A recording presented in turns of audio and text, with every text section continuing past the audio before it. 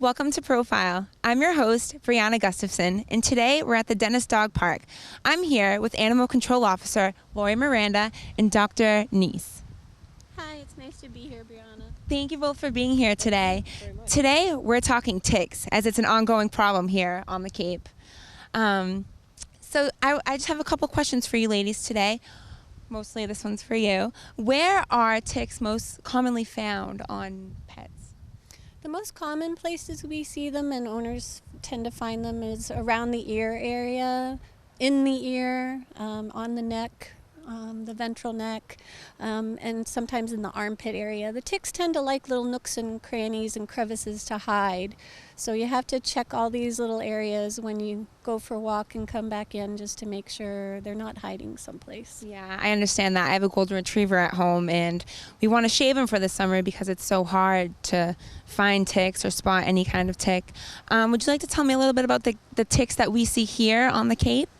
We see, unfortunately, the deer tick, which is the one that most people are familiar with, and that's the tick that transmits Lyme disease. We also see other ticks. We see the common brown dog tick, and we see another tick called the Lone Star tick. Not as often, but we do see those on occasion. And there are more diseases than just Lyme disease that we see. So we have to really be careful and really check our dogs over after going outside. Right. And Officer Miranda, where can pet owners or dog owners take their pets that may not be so populated with ticks here on the Cape? This time of the year, this dog park is the best. I mean, there's certain towns that have a dog park, like here in Dennis. That's probably the safest spot. You know, most towns, including Dennis, dogs aren't allowed on the town beaches at this time up till Labor Day. So bringing the dog to a dog park like this, where it's, sand and not a lot of trails. We do have trails here behind us. But, as Dr. Neese had mentioned, I think any place that you're walking with your dog is probably the best is to get a nice once-over when you get back home to make sure.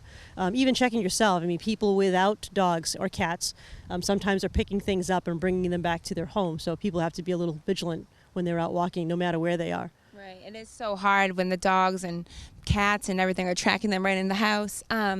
What treatments are available for dogs, cats, or any pets that are available to owners? As far as preventatives, there's so many options to choose from. The topical application of products, so Advantix is a very common one that goes on the skin down the dog's back. There's also a new collar called a Seresto collar, and it's an 8-month flea and tick collar, and it actually works very well. It can get wet. It doesn't have a powdery residue or an odor to it, and it is a collar that really does work. In the past, collars really have been ineffective. So the topicals, a collar like Seresto collar, and there's now a new chewable once a month. There's also a chewable that lasts longer than a month. I tend not to recommend that to my clients for several reasons. One is that it has to be metabolized by their liver and their kidneys. It's something that's taken into their system, and that can cause problems, especially especially if they have a reaction to it. It's something that you can't take back. Whereas with a topical, you can give them a bath right away if you see them having a reaction. Or a collar, you can take a collar off if they're having a reaction. The once-a-month chewable, I have some concerns about because the tick actually has to attach and have a blood meal before they die and fall off. And a disease like anaplasmosis can be transmitted in just a couple of hours of time, and so there's still a risk for disease transmission with that product. Right. Now I am aware that ticks can be sent in to be tested. If a pet owner, or even if you find one on yourself, you can send it in to, I know UMass Amherst does tick testing. Is there anywhere on the Cape that does tick testing as well? I think you just start with your vet would be the first, my recommendation. Oh. Go ahead, Dr. Neese. I'm sure she could probably elaborate that, but starting with your vet would probably be the best start. We do have a lab resource of our own to send ticks out to. The cost is actually a little bit more expensive than doing it through say, for example, the University of Massachusetts, a state lab, for example. If you go online and just type in on Google tick submission for Lyme testing, it'll come up with a bunch of options in Massachusetts where you can actually send a tick to have it tested for any of the diseases, especially Lyme. And do you know of anything else on the Cape that gets people more aware of the dangers of ticks and your pets in the summer? Do you know of any? I believe Barnstable County does have an organization. I know that last month was Lyme awareness. Right. We had plenty of handouts at our office at the Dennis Police Department so that folks were aware of that. Either starting with your vet or animal control departments and being able to then get those resources available would be the best option. Awesome. Let's see. I do have a couple more questions for you ladies. Dr. Neese, you may be able to answer this. For the most part, people associate ticks with only Lyme disease. Can you tell me about some of the other tick-borne diseases? That's a really good question, Brianna. Lyme disease, of course, gets a lot of the publicity, and it is certainly one of the diseases that can cause some pretty unusual aspects to the body. We see with Lyme, we can see kidney failure, we can see heart failure, neurologic disorders with Lyme disease. So it is one of the ones that is by far potentially more serious. But we also see a disease called anaplasmosis, and it's transmitted by the deer tick as well. And we do commonly see a disease called ehrlichiosis, which is transmitted by the brown dog tick.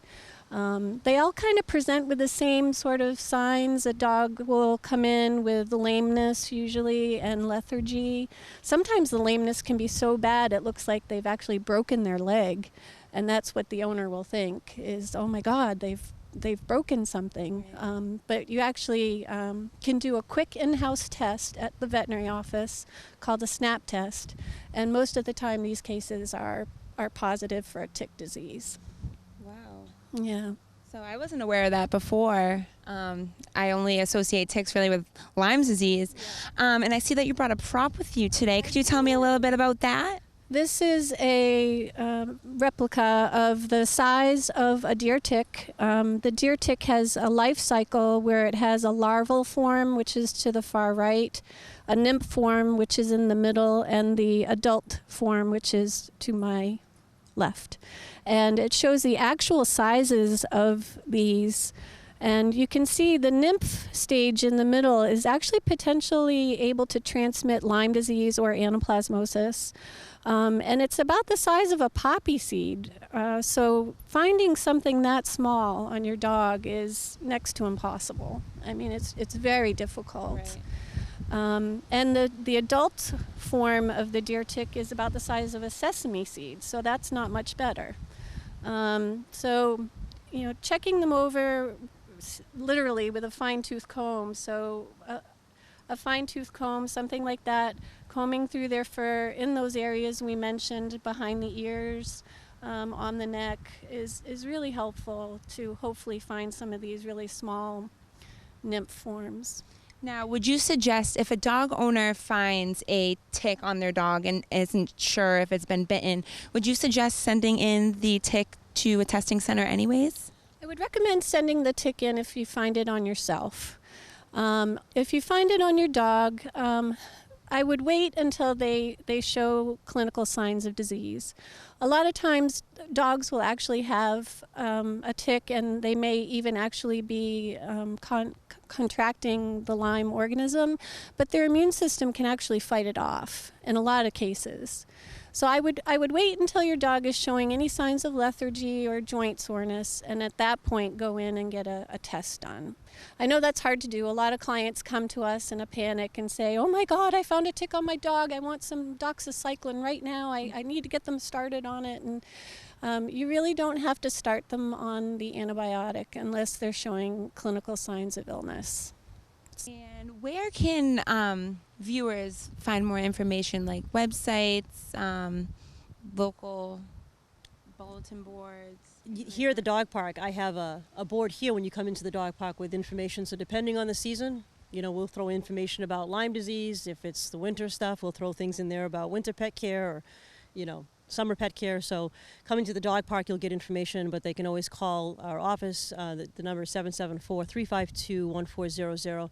And they can also check out the Dennis Police website or the Town of Dennis website to contact animal control and any information that they're looking for, whether it's in regards to Lyme disease or bylaws or any of those questions that someone may have. Awesome. I think you've both given us some very valuable information today. As I said before, the tick population is really high here on Cape Cod. So thank you both for being here. Appreciate it. And I'm Brianna Gustafson, and this is Profile.